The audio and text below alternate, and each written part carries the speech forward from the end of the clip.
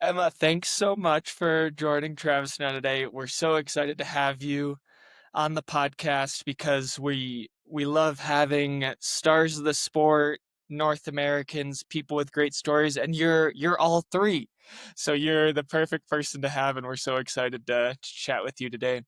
And I want to open up with telling everyone my first memory of meeting you was actually when you were about 95% of the way through the North American Champs Vert race in at Kicking Horse in 2022. So I was watching some finishers come in right there in the last straight, and I'm like, oh, there's the first woman. I wonder who this is. And you're sprinting by me, looking, let's say, a little bit uncoordinated, but in first place and shouting, "How do you do this?" And I'm like, "Well, I don't know. I mean, you're about to win the race. Like you're doing fine." It's like, who was this girl that just like, yeah, won the North American Championships and looked just so strong and was yeah smiling and laughing and trying to ask for tips during the race. I'm like, man, what a character. Who is this person? And then we sort of missed each other the last few years racing in Europe. And fast forward to this year, and I see this same person with the strongest, most elegant stride powering along these relay courses next to Julia Murata, passing Emily Harope. And it's like, whoa, like that's Emma. This is Emma Cook-Clarke. And it begs the question for me and for everyone else in Skimo, like, who is she and where did she come from? And so, like, I know you sort of played ball sports and went to running and then have had this awesome rise in Skimo the last 3 or 4 years. And I'd love if you could just start with kind of telling us who is Emma, what's your background, and where did you come from? Oh, amazing. Well, I appreciate you both having me on today. Looking forward to chatting. And that is a funny first memory of our first in-person meeting. I remember that we crested the hill and there was a bit of a flat section. And I remember asking, like, what am I supposed to do? Am I supposed to run here, glide here? And I just know how strong and dominant you are. And I was like, Cam will know. He'll know what to do. Um, Anyway, yeah, it's cool to be here and to have kind of known each other for a few years now and to have had a lot of time together this past season, kind of neck and neck, as you say. So, yeah, I guess a bit of history, as you said, did a lot of ball sports, focused on soccer and rugby for a lot of my kind of yeah, junior high and high school life, and then I did a year of traveling after high school and did this long youth expedition in the Thar Desert of Rajasthan in India, where we ran Hmm. about a marathon a day for 7 days. And that got me more into those like endurance sports and the idea of what the body is capable of and how much we can do when we work together. So then I ran track and cross country in university for 5 years, and that was great to work on some a bit more specific running. Did a lot of running in those other sports, of course, but not really in a focused way, just chase ball, chase person, run away.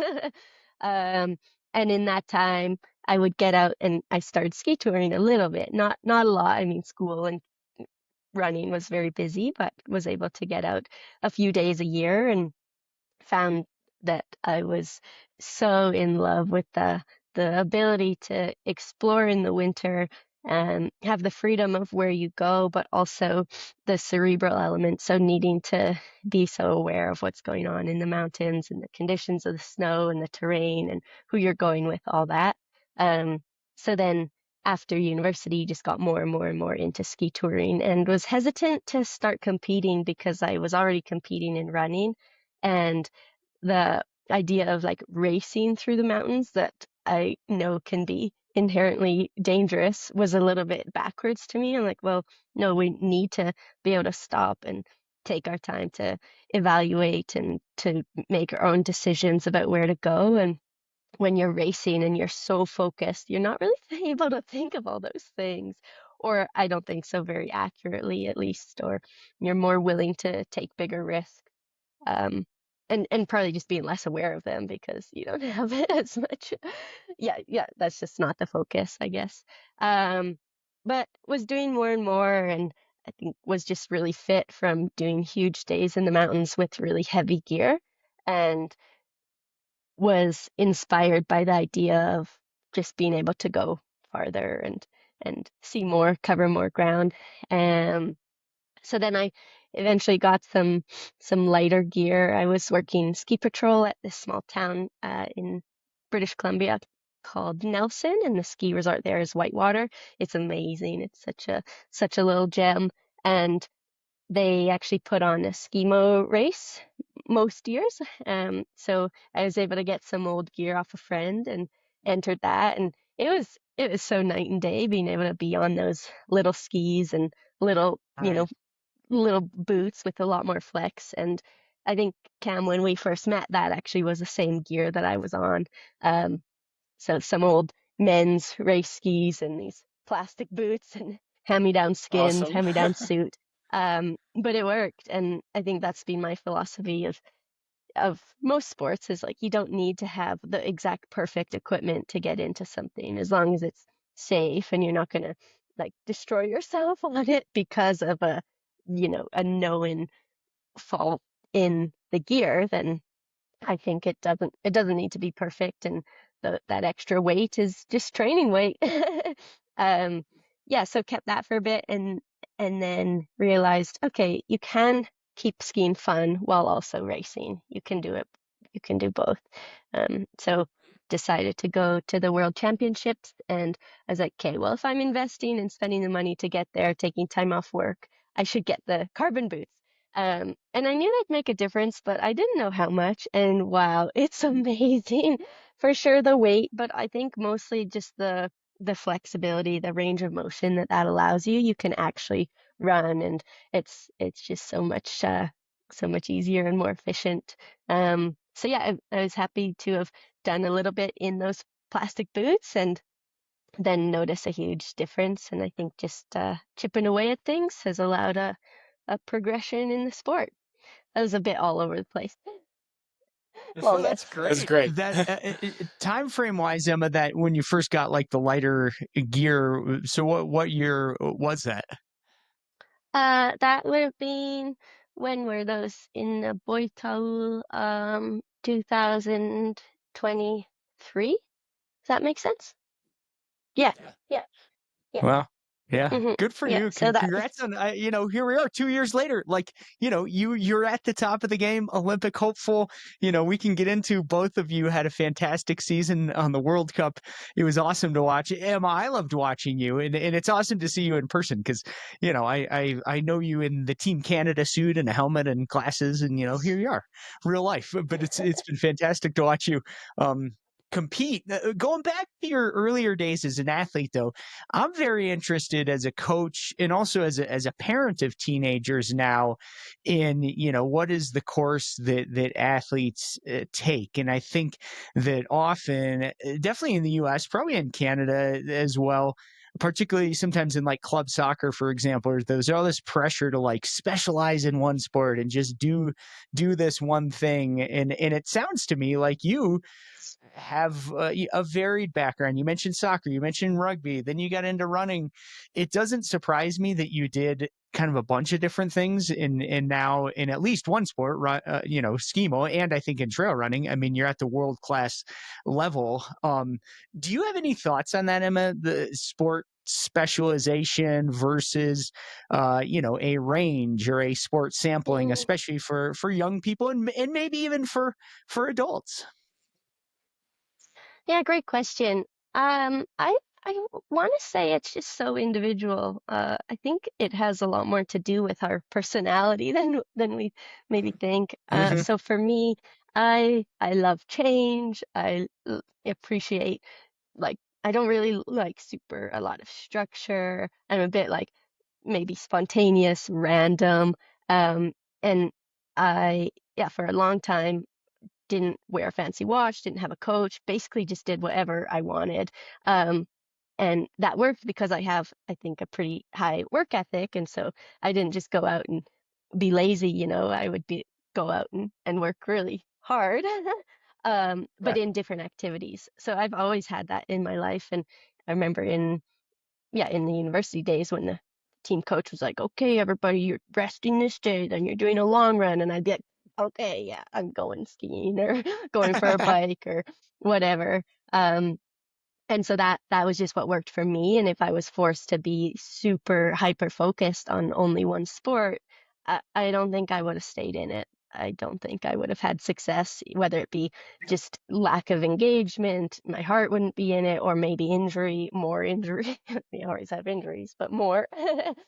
Um, and so for me, having a huge range was helpful growing up, and it's helpful now. Like all those skills that I learned in those various sports are helping in the my current sports that I'm competing in of skimo and running. Um, but I do think that there can be value of a bit more dedication to one specific sport, and some sports require that from a really young age. Yeah, think of gymnastics, for instance. You need to be doing probably 2 sessions a day, and there's no room to be doing other activities due to probably risk of injury. Um, and you're traveling all the time. Anyway, I think that exists for quite a few sports at the highest level. Um, but I think that probably in every sport there should be room for variety and things, especially that are exciting to the athlete. So things that you can get training in, but it doesn't have to feel like this like so regimented training all the time. Um, yeah, I love sport because it feels like we're playing, and that's also the beauty of the sports that we're doing is that they're in outdoor spaces for most of the time. Yeah, we'll do indoor training Mm. sometimes or go to the gym or maybe cross train inside, but there's a lot of opportunity to be outside, and it just keeps it um, yeah, like you get to be curious, you get to use your mind, you get to be the one deciding what to do, where to go when the trail disappears, what to do when the weather changes. So it's just like a little bit more than a mouse on a, or what, the hamster on a wheel.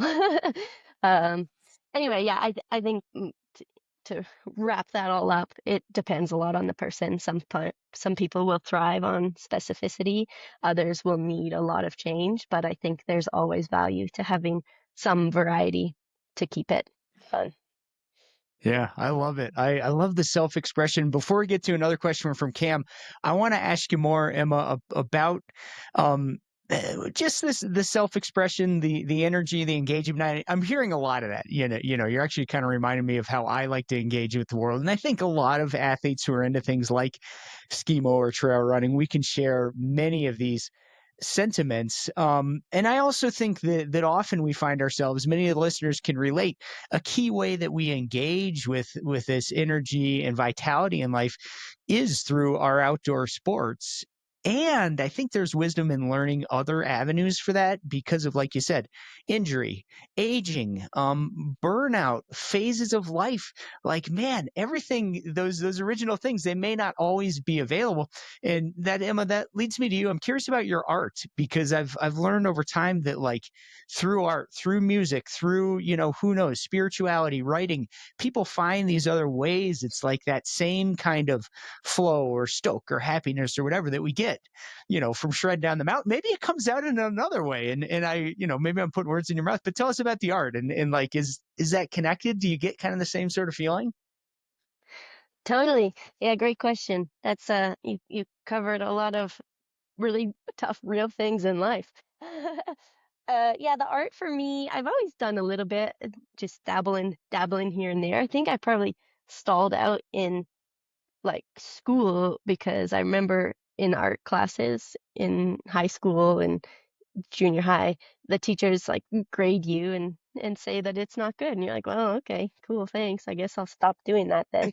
I Yeah. know that, again, Good there is teaching. value in grading. I know, yeah, just like everything about school seemed to squash creativity. So I Ooh. think I've stopped a little bit, but um, yeah, hard opinion there. Uh, sorry, we'll edit this out. Gross. Okay. And reset. Yeah, that can be the intro. Yeah, perfect. Uh, So art for me, it's funny. The amount I do does seem to come and go with when I'm healthy versus versus sick or injured. Um, and that's something that I'm aware of and will maybe try and change. It's just not something that I always prioritize about carving time out to do. But when I do, it is a pretty special time, and what I think it partly why I do it is because it helps me kind of deepen the connection with those environments that I'm in. I Mm, pretty much only do mountains and trees and, and rivers, that sort of thing. Um, and it just allows you to like keep those memories a little bit longer or to uh, think about those natural phenomenons a little bit more as you're like intentionally drawing a certain line on a mountain. It's like, oh, that's some cool geological process that caused it to curve that way, or oh, how old is that? That's millions of years old. Or show like erosion that was more quickly caused. So it's a mm, nice chance to reflect a little bit. It also is a good chance to like force me to sit down and chill and relax, which I think is necessary as an athlete. So it's a little bit of a like a meditation slash like intentional, I don't know, kind of thinking process. And it can feel actually quite similar to sport in that you feel productive.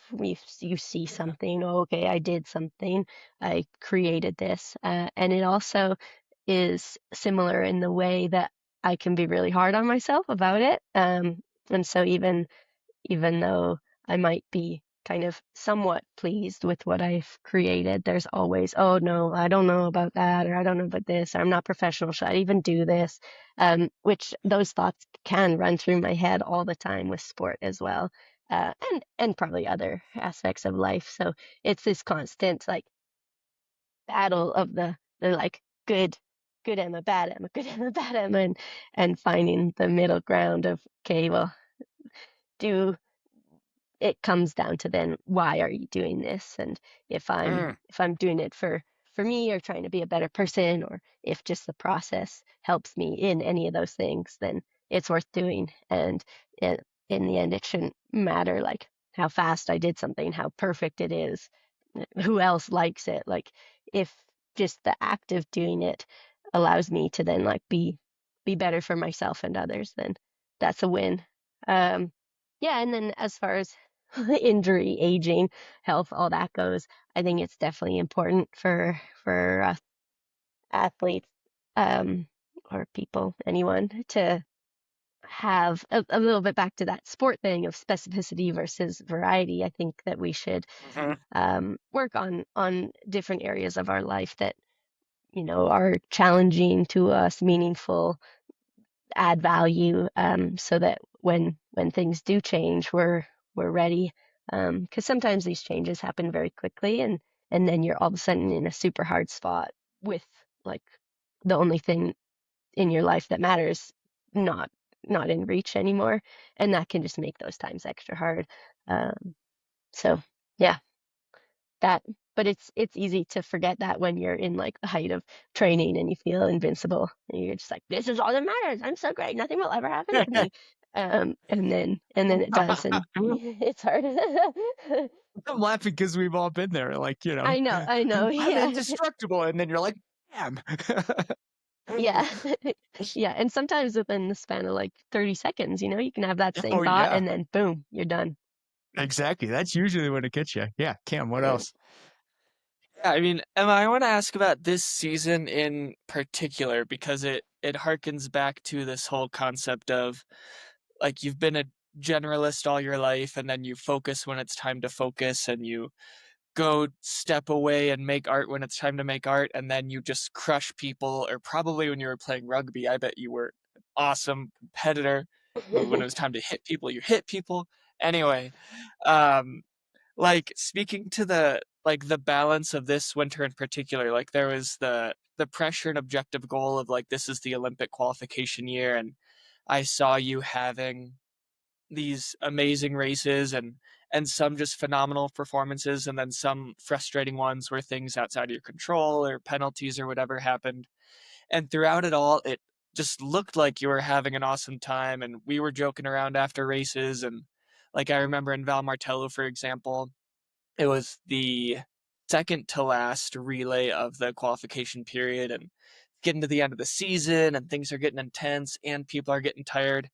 And Oscar, the USA coach, was drilling home some point about, I like to imagine he was shouting at us all to be aggressive at the start or something. And meanwhile, you and I had swapped our national team jackets. And then we tiptoed up to the practice to see who would notice. And Oscar's giving his instructions. Then he sees, like, wait a second, that's Emma wearing that USA jacket. And like the point is, like, it just seemed like you were having so much fun, and that you did do such a good job balancing it. And I know that maybe it, yeah, I just like to hear you kind of speak to like the focus of kind of drilling down the sprint and mixed relay races this winter that you did such an awesome job in. And then since then, you're doing big skis at home this spring and having a good time being out in the mountains. And yeah, it looks like you're doing an awesome job balancing things. So I just want to hear you speak to what this winter was like. Well, thanks. Yeah, I can speak a bit on the having fun part first because that's so important. I know that there's a time to take things really seriously and be really focused. Um, but I think this just comes down to that each of us are very different in what we need and what conditions we thrive under. And for me, I like pressure for sure. It's fine. I don't hate it. It's a like privilege to be in a position where you feel pressure in sport. But I also just enjoy having fun, and I know that if I'm more relaxed and just really appreciative of being somewhere, then I will probably perform better, and be less like frantic or worried. So it's always been a priority for me to just have fun and enjoy it, but I know some people need to have their like strict focus, and that's all good too. Um, okay, the rest of the question was about diving in on something and balance, I believe. So I've always kind of felt like I've not reached like potential in sport, whether that be due to injury or lack of consistency somehow, or maybe it's just in my head again with that like balance of being kind or hard on myself. But I've always felt like there's a lot more. So every time I get to a start line, I'm like, nope, like this isn't Emma at her best. So I'm working on that both in my head and in the lead up to try and get to a spot where I can believe that I have done everything I can.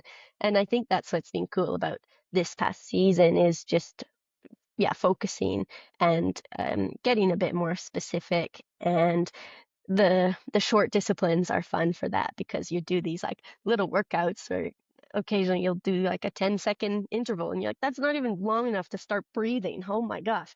But it's just it's been really fun to practice something so different. And I'm working with a coach now, Sam Naney out at Cascade Endurance, and that's been so cool to have uh such a knowledgeable professional to help guide me and chat through things together. I still rely a lot on just my own body and how I feel, but to have some guidance and somebody to just trust and know that okay, they've put a lot of thought and research into this and have so much experience, um, so that every time I'm doing a workout, I'm like believing, okay, this is absolutely what I should be doing right now. Whereas last year, I'd kind of just like make up my own thing, be like, what am I doing? I have no idea. Um, so yeah, having more trust in the process has helped make those like sacrifices, I guess, easier. So I wouldn't go on huge ski tours there a week leading into the race because I know that that wasn't the priority. And I think having committed to spend so much time away from home and time in Europe and spend a lot of money and live in some interesting conditions, that all made it easier, I guess, to be strict in the training, because it's like, okay, well, you've given up so much already to be doing this. There's no sense ruining it for a bit of something that doesn't really help. But yeah, still had a lot of fun and still had some freedom and flexibility in that. But was cool for like a shortish period of time to just get pretty focused. And we raced so much that it almost like your schedule was created for you, and it didn't leave as much room to just go um, do whatever you wanted. I think also the snow conditions we had over there kind of helped in that a lot of the places we were, it wasn't quite as inspiring for me, and maybe that's just um, maybe landscape and that sort of thing as well. I really appreciate the wilderness that we have access to here in North America, and I definitely don't take that for granted. But yeah, it I guess was easy for me to take it a little chiller when we were only on ski resort. Like Oh it man. speaks to you being adaptable, right? Like it was time to race and you were like, I'm a racer and this is awesome and I'm going to be focused on this. And then you get home and it's May and April and May and you have access to the wilderness and then you enjoy that. Like you're just adapting to what you have and enjoying what's in front of you. So yeah, that's awesome. Travis, back to your Yeah, track. I mean, I think the term that comes to mind for me that you're both discussing is psychological flexibility, and I think that's so important for anyone, and especially for elite athletes like yourselves. Emma, I'm just double clicking on some of these. I'm hearing so much wisdom, trusting in the process. Pressure equals privilege. What a great mantra. You know, even those of us who are wired to really like intensity and pressure, sometimes it can feel overwhelming. I'm gonna use that. Pressure equals privilege. Both of you are talking about play and fun, and I think fun equals fast. And I think it's fantastic that the two of you, before like this huge World Cup thing, like you're, you know, trading jackets and sneaking around pretending to be each other. Like that's fun, and I bet you both went faster because you did it. And I'm also hearing about a lot of knowing yourself. That's really important as athletes, as people. You know, it's a lifelong quest, and it seems like you're doing a great job with it. My question to you is, it's you mentioned Coach Sam working on the programming, the physiology, etc. One topic Cam and I have discussed together and with other guests is, you know, at higher level sport, it's becoming more common for athletes to also work with a mental performance coach or a sports psychologist, or, you know, someone kind of in that sort of role. You touched on, not only are you honing your physical game, but you're honing your mental game. You're thinking about these things, you're grappling with them, you're figuring out what works for you. Have you worked with such a professional? Is it something that you're doing on your own? Are you reading books? Is that something you know, you're working with Coach Sam, you know, in addition to the programming and stuff? Yeah, great question. I think that that piece is so crucial, and I'm hoping that we'll see more and more um, athletes working with mental performance coaches and just kind of therapists in general. Huge part of the puzzle. Yeah. Um, Oh yeah. yeah, so a bit of both. I'm fortunate to have access to a mental performance coach through my run sponsor, Arc'teryx. So I've worked a Oh little bit cool. with John Coleman, who's worked with a lot of our national athletes in Canada, and that's been really cool, really special to just have somebody to kind of help guide through life. Um, so that, and then a little bit of just on my own, I think helps being a slightly more mature athlete in terms of age. Not saying I'm mature, but I'm 31, and I'll turn 32 at the end of the summer here. So I have been doing sport and living life for quite a few years and have a wide range of, you know, experiences and things in the toolbox that I You can learned stuff. use. Yeah, so definitely have come to know a little bit more of what works, what doesn't, and um yeah, I yeah, yeah, combination. But it's always a work in progress, and I think too, as condition in sport changes, we encounter things that we never have before. And as we've mentioned in the Olympic qualification period, like it is a lot of pressure. There is a lot of uncertainty. There is a lot of things that are out of our control, but then there's a lot that are in our control. So that was what I just tried to keep reminding myself of this past season. And what I will continue to remind myself of is there's no sense worrying about what the external is. I don't think that'll help us much unless like it might help motivate yourself a little bit more, but otherwise it's more important to just be focused on what you yourself are doing in that moment, in the lead up, in the race itself. Um, which I think is what also made it easier to like have fun with you guys, Cam, this year. And I know that we're kind of a little bit in some ways each other's biggest competitors because of the whole Americas thing. But in my eyes, like it wouldn't serve any of us if we were like, like we're not talking, we're not playing around, we're not switching jackets. Like that's not going to make you better or me better. Or if I saw you racing and I didn't cheer go Cam, like that's not going to help you go slower if I don't cheer for you. I think just collectively, if we can bring out the best in each other, then that's a win on both ways. And what I forget, there's some saying about like your best friend is also your steepest competitor, or some, or I forget what that didn't make sense, but um, if we, yeah, there's a lot that we could do to, yeah, just help each other be better, and then together move forward, and um, we can all win. That's probably a bit of a naive statement, but I do think that, and I guess I give people a lot of or situations the benefit of the doubt, and think that inside and outside of sport, if we're good to each other, then everyone's better off. Well, maybe you're actually thinking of keep your friends close and your enemies closer. And because we're such Mm, enemies, that's why we're keeping each other nice and close, and cheering for each other, going skiing together. I'm kidding, obviously. But yeah, Emma, no, I I think appreciate your that's point. Yeah, exactly okay. yeah.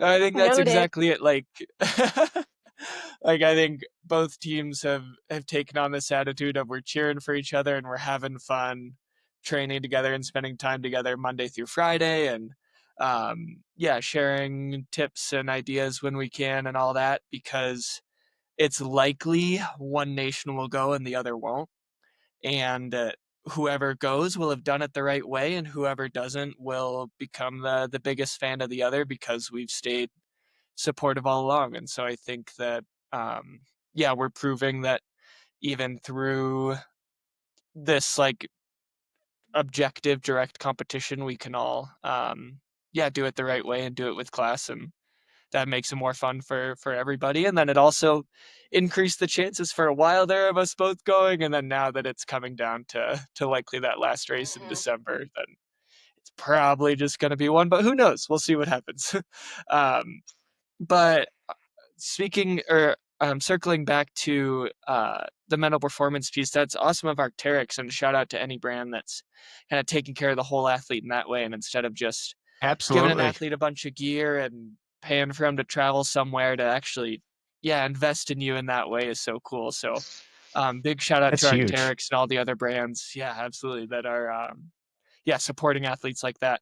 And that makes me want to ask too, Emma. So um, we wanted to ask about firefighting just in general as a blanket statement, and and the Arcteric things reminds me of that because I believe you've been a firefighter for some years now, and then now you're investing more in being an athlete. And can you kind of talk about what your current and future direction looks like with that, and where your attention's going?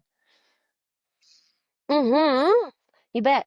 Yeah, so I actually recently resigned from the Calgary Fire Department. I was there for a bit under 5 years as a professional full-time like city firefighter. Um, Prior to that, I had done 5 seasons of wildland firefighting here in Alberta. So pretty cool, like almost a decade of working in that service. Some amazing times for sure. Grateful for all the experience that it given me, and for what I was able to do to give back.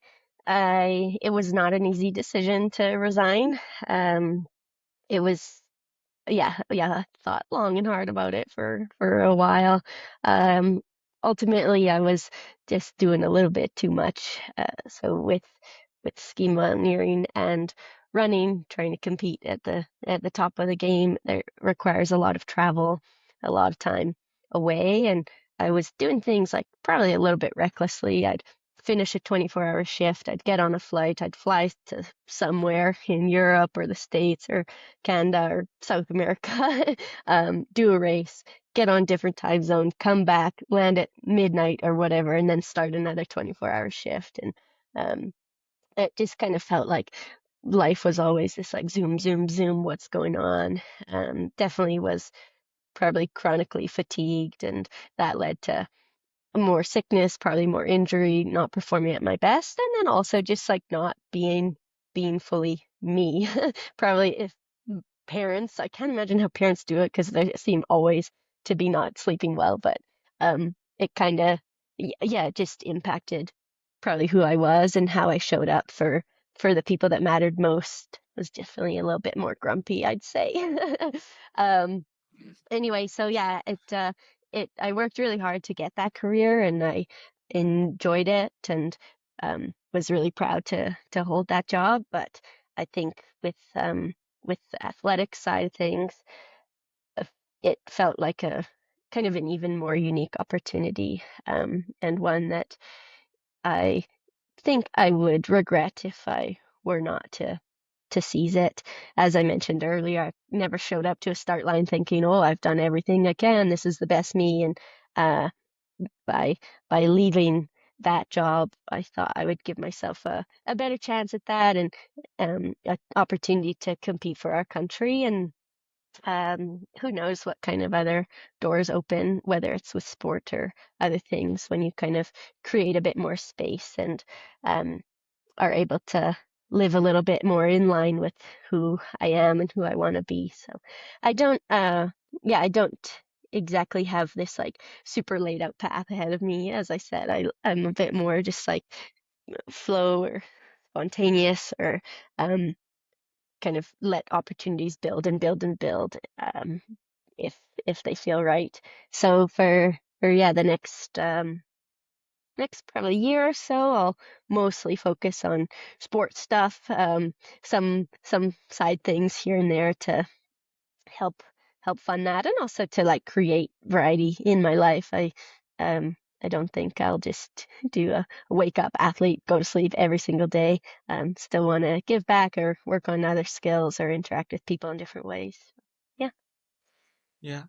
It's exciting because I, like, as a fan and observer too, because we talk about that sort of base building period, sharpening in a short term of like, okay, I have the summer to build a base, and then in the fall I'm training for this race. But there's also on the grander scheme, like you Mm. spent that time in college going for maybe some big skis on rest days, and like you didn't have a coach until recently, and you were probably working so hard and training on top of it and racing on top of it, and 24-hour shifts where you're probably training at the um at the headquarters and then going off on your off time and doing yeah, big adventures. And then you've taken on a coach and gotten focused and you're doing 10-second intervals, and it's kind of like this bigger funnel towards performance. And you take away some of those external stressors and you add so much focus. It's like an exciting time to watch and witness, like as a fan and observer, like what you'll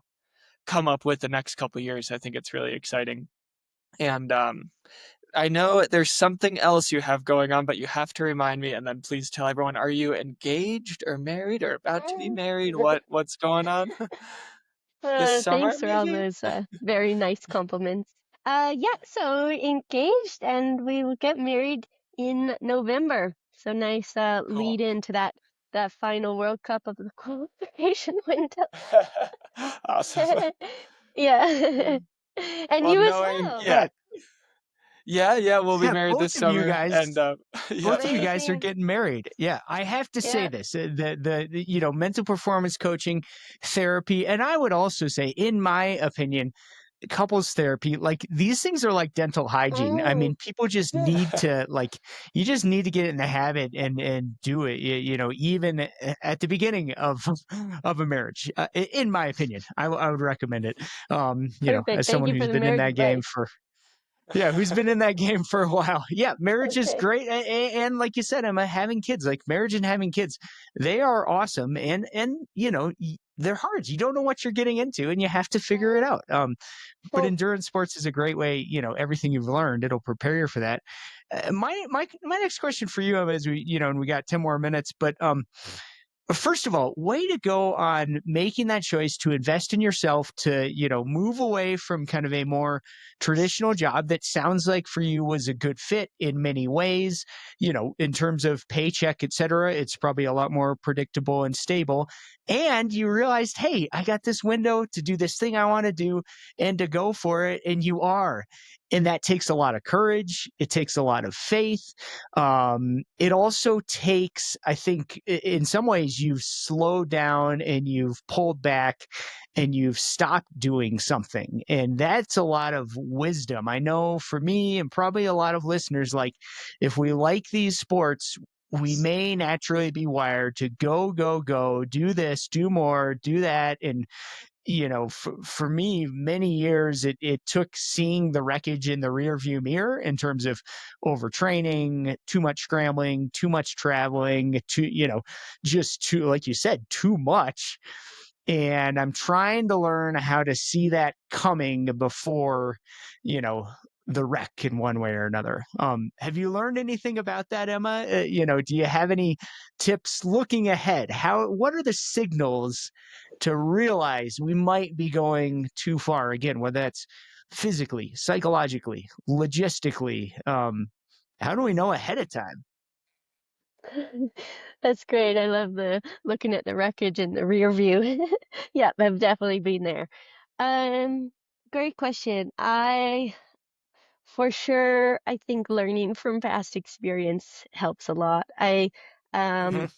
it might be one of those things that we ourselves have to experience to actually believe and not just be Mm. told by somebody else, some friend, a coach, advisor, whatever, like, hey, you should chill because this might happen. You're like, yeah, yeah, yeah, whatever. But when it happens to us, I could probably do it. numerous times, I know, yeah, well, this is different. I'm special.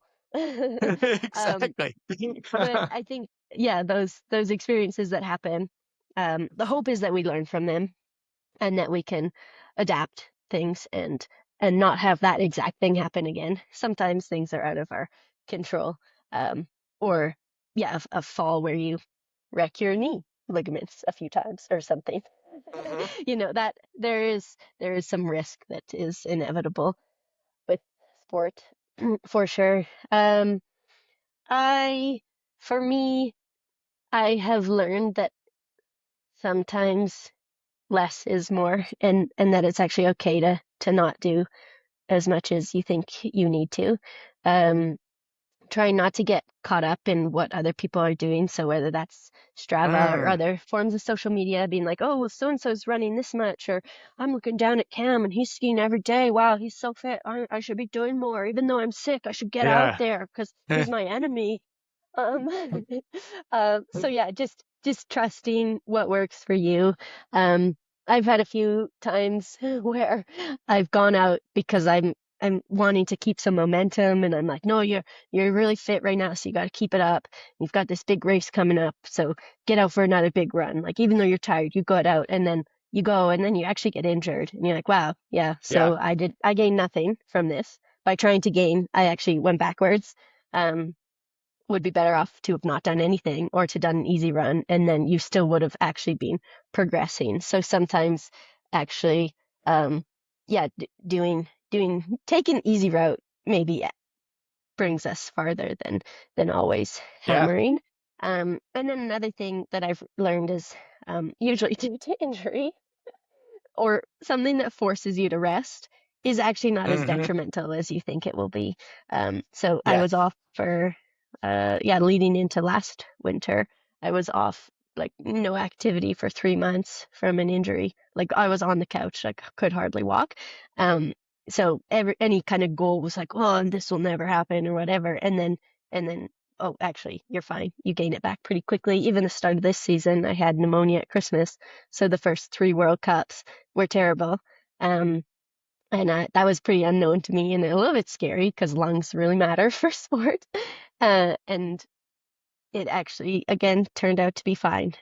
So just that reminder to yourself to not panic. It'll be okay, and you're way fitter than you give yourself credit for, and we're probably a little bit, I think, towing the line with just being overtrained and too tired. So by doing a little less, you might gain more than doing another workout.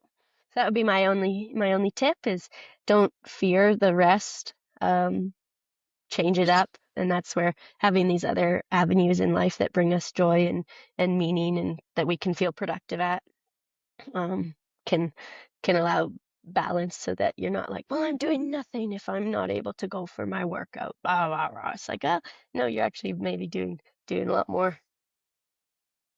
Bingo. Mm. That's man, you nailed that. And just, I mean, for the listeners, if you didn't follow Emma's World Cup Skimo season, like 3 months off and then a significant illness, kind of early season. And then Emma, like end of the season, you had the momentum. You were, whether it's the team's relay, whether it's the individual sprint races, I mean, you were rising through the ranks in standings. And honestly, it doesn't surprise me that, like, hey, there was some adversity early season, but like, man, you had that momentum.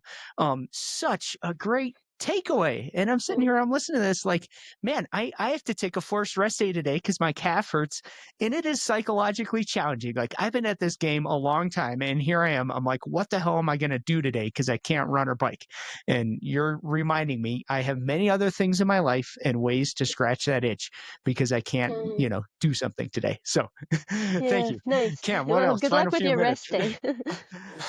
Yeah, thanks. No, I can't.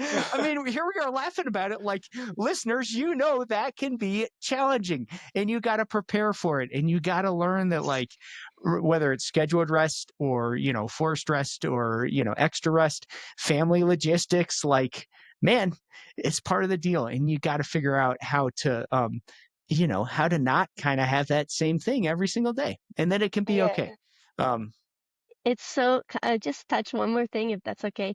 yeah, I think mentally it's really tough and it can happen exactly. so Yeah. fast. Like right now with your calf, you're probably thinking, "Oh, you're losing ground," or "Are you even an athlete anymore? Like, is this it? Is this the injury that will cause you to never be able to work out again?" Or like now for Yep. me being a little bit sick this week, I'm like, "Who are you? You're done." Like your body's kind of like achy and everything's telling you that you're Yep. garbage. And so maybe now would be a great time to have a meeting with a mental performance coach or just to Yep. reflect on maybe journal or whatever and remind yourself of no, you're fine. Like allow yourself to, I don't know, be a bit upset for a bit of time, but don't allow yourself to get so low that you think that you're no one. Yeah. Yeah. Well, Emma, maybe you're the coach that we both need just by that leading by example, right? Of like 3 month injury, pretty serious illness, Mm, and then just this breakthrough awesome season. So it's like, well, if someone can have that much adversity and then just focus on the right things well enough and have, yeah, better performances than ever, it should give everyone else inspiration that when Travis takes one day off from his calf injury, that means he's going to have a great weekend this weekend. We're recording on a Wednesday, and surely mhm. he's in store for a great adventure this Saturday. And I yeah, think and so. the Well, other, actually, hey, for those future married people, I do have a big weekend of kids soccer tournament. So, all Oh, right, and nice. that's part of because that's I know I got like, man, I can't do anything this weekend. So, I had that story like you got to crank it out this week, and yeah, whatever. Who knows? Maybe I'll be back on the bike tomorrow. Maybe not. But yeah, kids soccer, that's where your endurance comes in. yeah. Well, Mhm. make sure you rest your voice. You can scream at those refs all weekend, Travis. Yeah. Luckily, I'm not and into that kind of thing.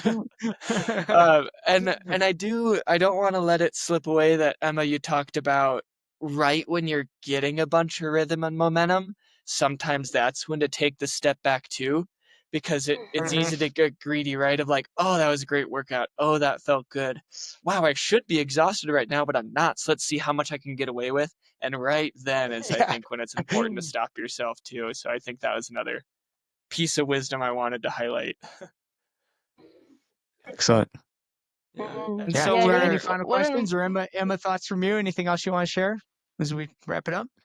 Oh, well, that can be one of the most dangerous times when you have that momentum and when you don't have any sort of injury going on because you're not being as kind of worried, I guess.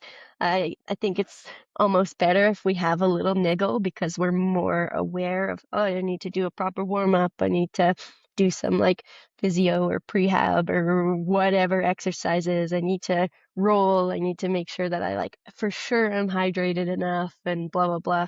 Um, we don't sort of cut the corners when we have something going on that we're worried about. Whereas when we don't, as you say, when you have that momentum, we'll just go, go, go, and there can be something creeping. They'll get you. yeah, I think that's exactly. just with with the sports we do, like they're quite challenging. You know, they're always hard, and so sometimes the act of doing it is more painful than what an injury would be, and so it's easy to kind of miss some of those warning signs if we're not careful. Great. Well, just to wrap it up, Emma, I'm curious what your summer plans are because we know what you'll be doing in November, and then we know that you'll be focused on the World Cup in December. But between now and then, do you have any adventures or races, or yeah, what are you doing with this new freedom and focus between now and the fall? Mm, yeah, it's been lovely to be home and just to get to kind of live unstructured for a little while. A lot of mountain biking, running, climbing. I'll do some paddling.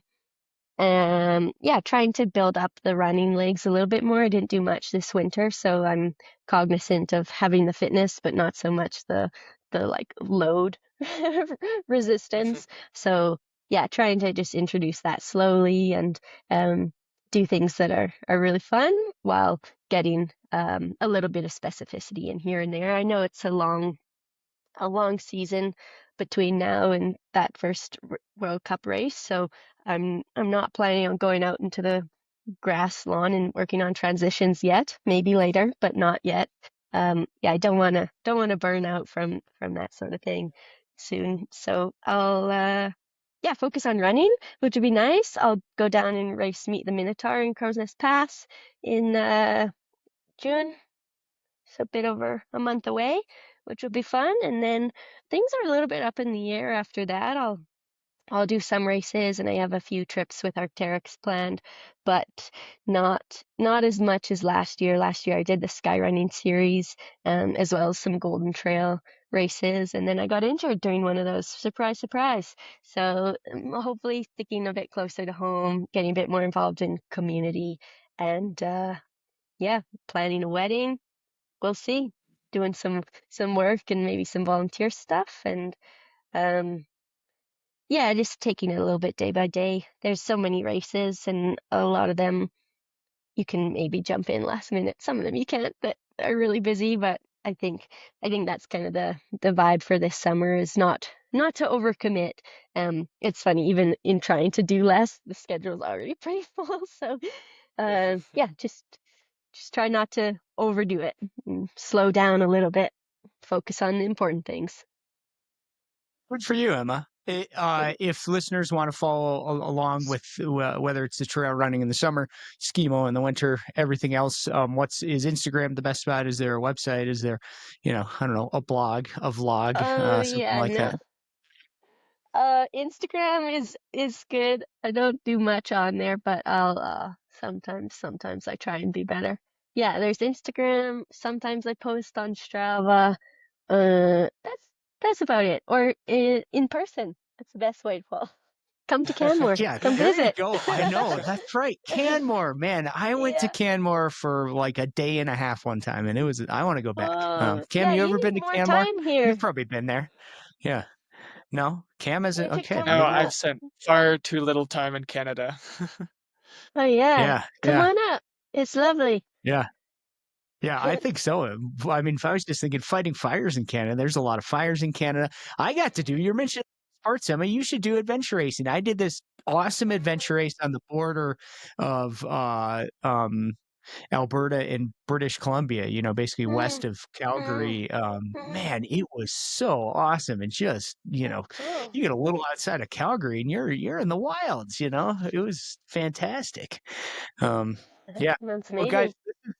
this has been awesome. I have to say, to wrap it up, we are in an unprecedented period of tension between U.S. and Canada, mostly brought on. Oh, look at that! Is that an Aussie? Emma's picking up her Yeah, dog. Yeah, I got a couple Aussies. Who's that? it is hard. Nice. Okay, All right, good stuff. sorry. Aussies are good. Yeah, they're spazzes, but they sure, or at least mine are. But they're great adventure Oh companions. yeah, high energy. Yeah, I was just gonna, all the tension between U.S. and Canada, mostly brought on by the American president, and we even in Mm. sports we had, Team USA and Canada like 2 fights before the game even started in hockey, and I just think, hey, everyone, hopefully the president and the prime minister will listen to this podcast as they usually do, but people need to go the Skimo way. Like you guys are showing that in the midst of heated competition, there's still like friendship and fun and good faith. So anyway, Skimo leading the way in international relations as always. Yeah, it did feel a little bit That's like right. that. It was there was a lot going on and it was weird to be away for it and just kind of fly on the wall as all that was and still is happening, but it felt like the Yeah, least we could do to just try and bring the countries together in our little way, and I think that's what sport has always been about in some ways. yeah. Yeah, Hmm. exactly. Yeah, I mean, and that's the Olympic spirit. That's the spirit of Hmm. international competition. Yeah, thanks to you both. I enjoyed this so much. Emma, it was great to get to know you better. Learned a lot. I'm looking forward to following both you guys on the summertime adventures and into the winter. So, yeah, just both of you. Thanks for your time. Thank you so much. And yeah, both of you come up to Canmore. I want to interview you in person. I got questions to fire back at All you. right, deal. I'd love to get up there. Yeah. Yeah, let me know.